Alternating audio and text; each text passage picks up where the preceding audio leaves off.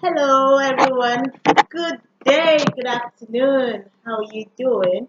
So today we'll be talking about the tips to buying your first home or tips to relieve you of any anxiety or stress that you might be having as you are preparing to buy your first property. Buying a new home, either as a first time home buyer or an experienced investor, can be a bit stressful because I can understand that there can be some anxiety that you may feel in making decisions and trying to get started. Probably you just make up your mind that you don't want to pay rent anymore and you just want to go get a place and you and your family start living in that place. I have had a lot of clients who have called me to say, Moji, you know what? I want to live where I live now as a tenant. I just want to, what exactly do I need to do to get started? And honestly, I can relate with this experience because I'm currently, in the process of getting my family and I getting our own private space. So I'm going to advise one of the fundamental things that you need is for you to know exactly what you want. Knowing exactly what you want in a house will ease you off the stress of any anxiety and makes you remain focused because focus is very, very important in anything, especially making a very vital decisions like buying a home or owning a home. So you need to remain focused and don't be distracted about what people will say. They will say I'm going too far. They will say I'm leaving the city center, or I'm going all the way, or I'm living in a small bungalow. It's about what you want. It's about you, it's about your priorities, it's about what's important to you. So you need to understand that, and you do not need to be worried or be disturbed with what any other person says. So one advice I'm going to give to you is know exactly what you want. So you start with I want my own house, no matter how small, no matter how unfinished it is, I'm going to move at a particular date. So you pick a date, say April next year, June next year, in 18 months, I'm moving to my own property. So aside that, another thing you need to do is to ensure that you are financially ready.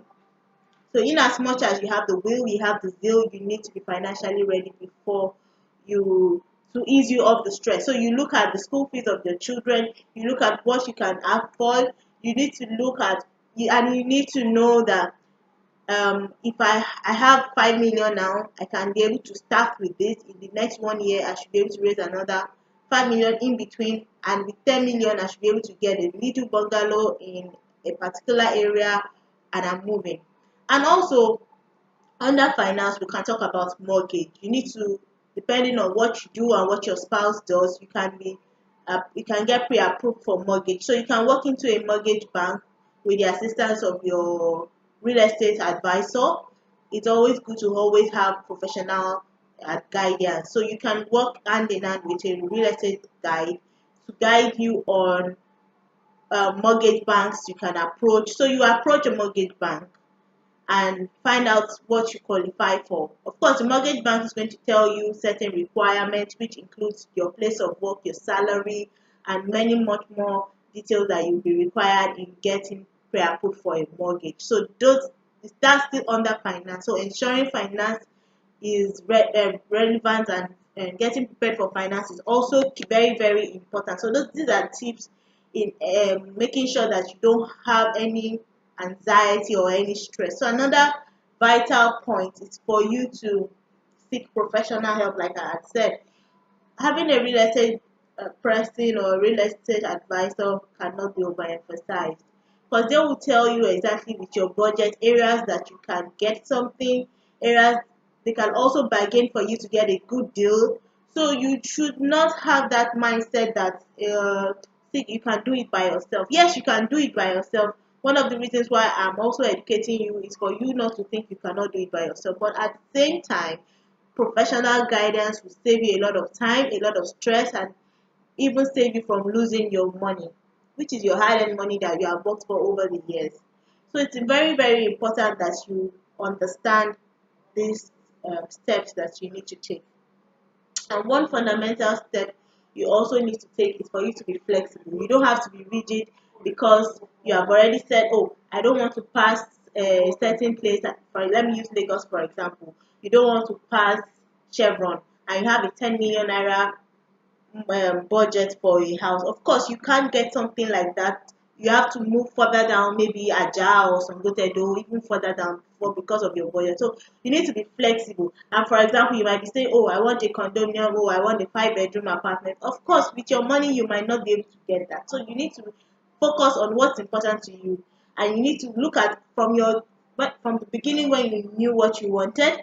There are things that you can that they are mandatory, that they are important. Some things are urgent, some are while some things are urgent but not important, while some things are important but not urgent. So you understand these things. So you need to know what's important, what can you do without.